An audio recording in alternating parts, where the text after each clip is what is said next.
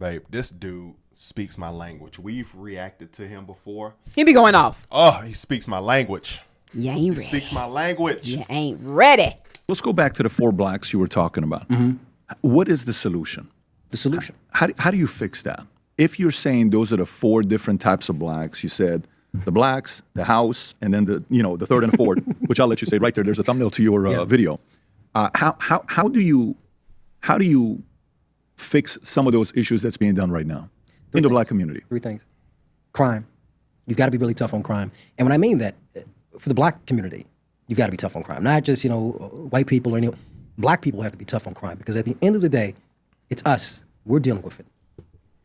Death penalty for murderers. I'm big on that. Drug dealers, rapists, people who do the harsh and very heinous crimes in our community. We've got to be very aggressive in combating them. That's something we don't want to have a conversation about. We're looking at a lot of these cases where we have individuals who are very undesirable, and we're looking to defend them. Look at the Carmelo Anthony case. People are defending him, not because he's innocent or not because he's a good person. This wasn't a doctor or a lawyer. It's somebody who murdered somebody, and people are willing to defend that just simply because he's black rather than because he is innocent.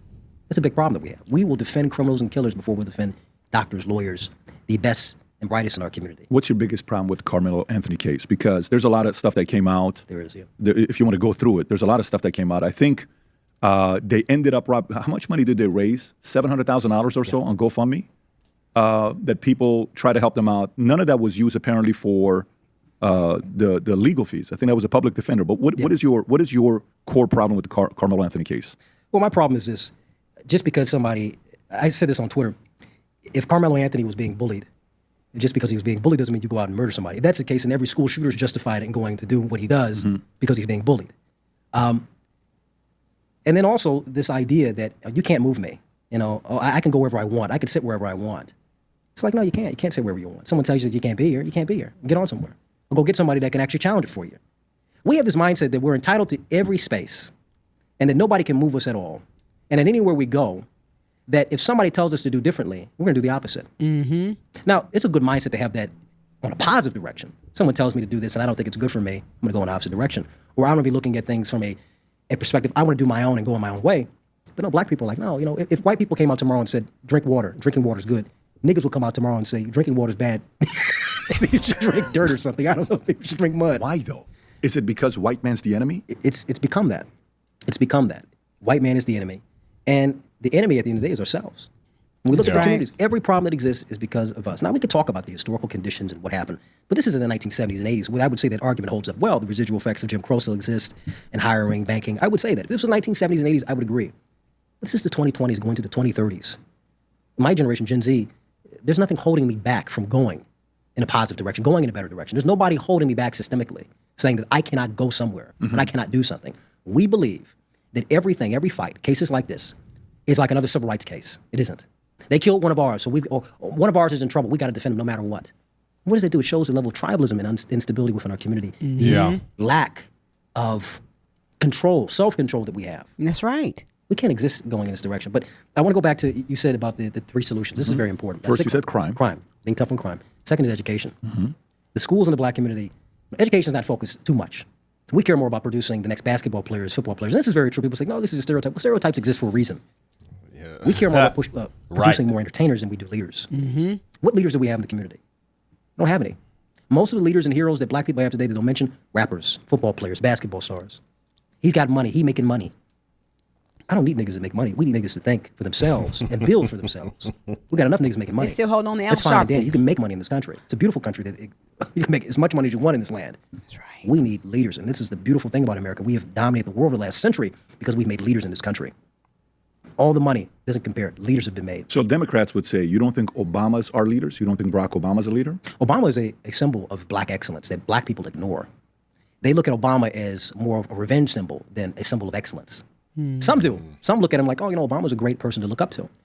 But they get wrapped into the politics of it, the Democrat, Republican. I'm not looking at that. This goes back to what I said about looking at things from a realistic lens rather than this emotional blue team, red team lens. I'm looking at how the reality of things are, more so than the, all the other petty stuff behind it. But Obama's fantastic in terms of what he symbolized. Now, the politics of it, him being a Democrat, what he's done underneath his administration, completely different. That's a completely different conversation. No, I can agree with that statement. Going back to that education, it's very important for us to focus on education, being tough in the schools on education, separating the kids that want to do well, that are educated, that want to work and show that they have this drive to do more. Separate them from the kids that are struggling. Yeah, Rob, I think you have some stats on that. If you want to pull it up on specifically with education, you had one of those charts that you did with Perplexity this morning. Mm-hmm. It shows bachelor's degree or higher degree by race. Okay, so if you look at this, bachelor's degree or higher by race, ages 25 plus, this is from the U.S. Census Bureau. Asians at the highest, 59.3. Whites, 41.8. National, 37.7. Blacks, 27.6. Hispanics, 29. Why is that? Why is education not a priority based on these numbers? Because we've pursued this idea that making money and being flashy with it is more of a goal and a priority than anything. Look at the high school graduations and the proms. Yep. Black people flashing a bunch of money, living a lifestyle that they'll never live, and celebrating like it's a wedding. And really, it is a wedding. It's a wedding that begins their marriage to mediocrity in the bare minimum. That's the unfortunate reality of it. And we don't have to be like this. The message I have today is that we don't have to be like this. This doesn't have to be our direction. I don't think there's a voting out of this. We can vote differently all we want, but if we don't think differently with that, we don't behave and act in a different way, in a different manner. True. It doesn't matter how we vote. It doesn't matter what we subscribe to, who we vote for. What matters is who we are at the end of the day, and I don't like the direction that we're going. I refuse, as Gen Z, as 25, I refuse to allow another generation of Black Americans to sit back at the age of 40 or 50 and say, damn, we failed to. That's how I look up to the older generation of Blacks. Like, damn, what you guys do for the last 40 years? Oh, we sat back and drank and smoked, and, your daddy was the shit back in 93. Well, that's cool. That's nice. But what do you have to show for today in our community? The music's great. I like the beat. What was it talking about? Nothing. The money looks great. You got all the flashy cars, but you're on Section 8 housing, and you're living in a poor area where it's filled with crime, and the roads are broken up. We got all these Black politicians. We're voting for them because they're Black, but then they're embezzling money and not giving you the same returns that you are asking for. Hi, I'm Andre Williams, constantly critical. Listen, I agree with Andre 4,000,000%. He speaks the truth. I believe that he would be a great voice of reason for the youngest generation because I know he was 25. He's very 25 years old. He looks like he is at least 30 something. Yeah, it's because and the mindset is definitely 45. Because he wear that hair like somebody in the True. and he always had them aviators on right here like somebody dead. True. But that's his upbringing. That's his. I think his comes from his grandfather. He is spot on. Everything he said, I just have to support. Even when it comes to Obama, so how we felt about that politically. Yeah. Exactly. But for sure, but when the it comes symbol to what Obama stood for was powerful. Agree. What he came in and did was a whole different thing that did not benefit Black people. But I like what he was saying because the entitlement, the low-level Black community is the one that stands out more than anything. People, when they think of Black people, and let's say white people, I feel like they get a bad taste in their mouth sometimes because you can have this super brilliant, successful Black person, like Black man, like myself. You said who gets a bad taste in their mouth? The lower level of us. Okay, you saying that white people get a bad taste in their mouth for the lower because and then, okay. And then when you look just want to be clear. You look at somebody amazing like me, then that little taste of Quantrell come across your mind when you see me. I ain't Quantrell. Well, no, and that's just not again with white people. It has a lot to do with other races. Yeah, sure. Other races. Somebody feel like they need to lock their door real quick or and pull even their purse a little tighter, but they wouldn't do that for your conners. And even Black people. Yeah, I do that for Black people. I don't care who it is. It looks suspicious. I'm going to lock the door. But nevertheless, overall, I can agree is that, now that the lower mindset, the lower vibrating Black person makes the whole Black community, look bad. Yes. And you go to the store, you're in places, you got to open your mouth and then speak.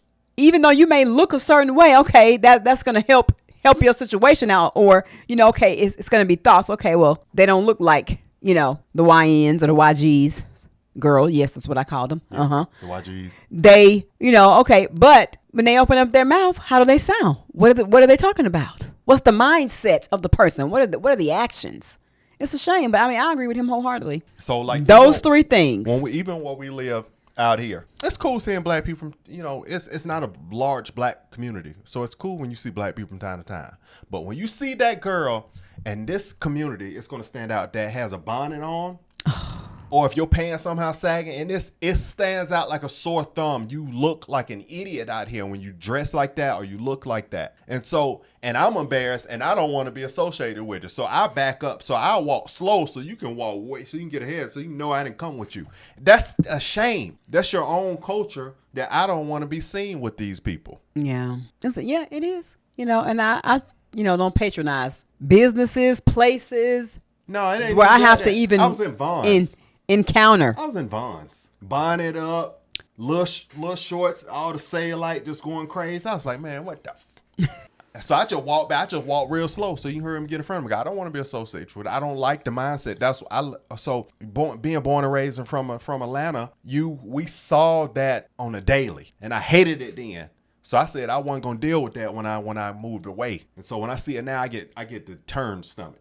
It's just ridiculous with a capital R. And then what he says in order to change it. I honestly feel like over time it's going to wash itself clean. I don't.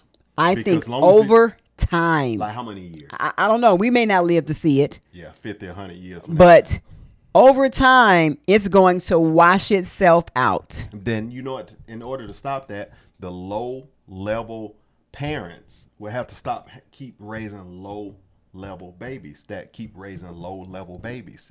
So what would completely put a monkey wrench in that situation? What's that movie, Elysium? Yeah. Where... Oh yeah, when they all of the sensible with wealthy people are on another planet, and not every person in that movie who was poor has that mindset, and those are the unfortunate ones who could not get out of poverty. Yeah, but I'm talking about the ones who are in it and then still choose to have a low mindset. They're gonna be like them. Yeah. It's a separation. Fatigue. It's class. It is. It's a class system. Fatigue. And now the class system going to rich or poor. And so in my community, that means there's going to be a lot more poor than rich. So anyway, I'm tired of it. I'm not tired of talking about this topic, but I'm tired of the levels of us that don't represent excellent us. And so I get tired of seeing them. And so that's why I don't even go home as much because I got to deal with us. Yeah.